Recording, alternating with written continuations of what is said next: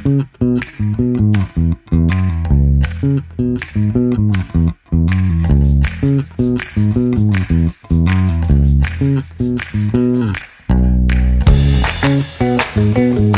əziz izləyicilərim, bugünkü pasiyentimiz bizim Xaçmazdan gəlib. Xoş gəlmisiniz.